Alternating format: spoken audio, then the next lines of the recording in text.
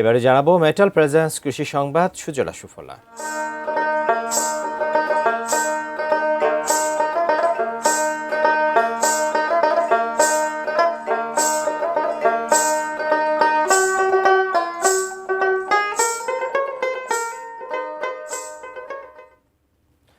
কিশোরগঞ্জের কুলিয়ারচরে অতি লাভজনক ফসল মিষ্টি কুমড়া চাষ দিন দিন জনপ্রিয় হয়ে উঠছে।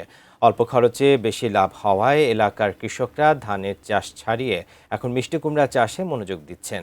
মিষ্টি কুমড়া আবাদে কীটনাশক ব্যবহার না করে ফেরোম্যান পদ্ধতিতে পোকামাকড় নিয়ন্ত্রণ করা হয়, ফলে ফসলটি সম্পূর্ণ বিষমুক্ত থাকে।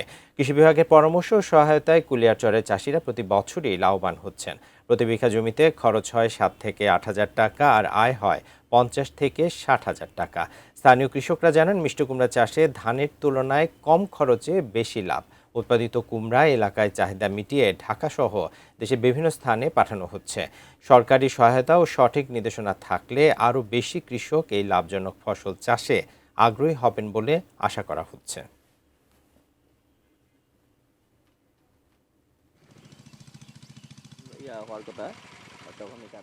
আমি আগে ধান করতাম, তাহলে অন্য লোকে মিষ্টি কুমড়া করে ওখানে আমি দেখা দিই মিষ্টি কুমড়া করলাম, করে দিয়ে মোটামুটি ভালো লাভবান আছি।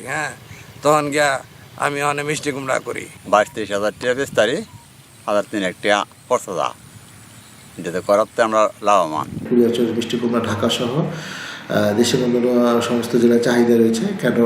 কেননা বিষমুক্তভাবে জৈবিক বালাইনাশক ব্যবহারের মাধ্যমে কুলিয়ারচরের মিষ্টি কুমড়া চাষাবাদ হয়ে থাকে।